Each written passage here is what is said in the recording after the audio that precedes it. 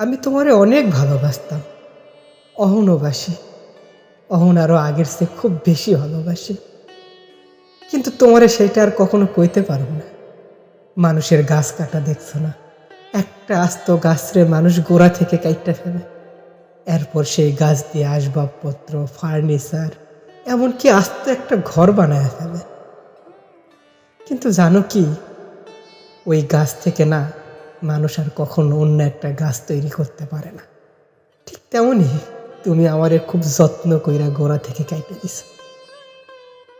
তুমি চাইলে অহন আমারে জ্বালাইতে পারো, পোড়াইতে পারো, কিন্তু আর গড়তে পারো বইটা ছাড়া একটা নৌকাতে উঠাইয়া দিয়া ভাসাইয়া দিছ অজানার উদ্দেশ্যে।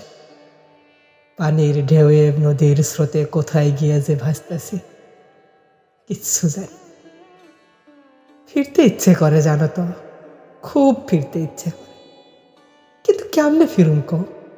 ওই যে আমার কাছে যে বইটা নাই,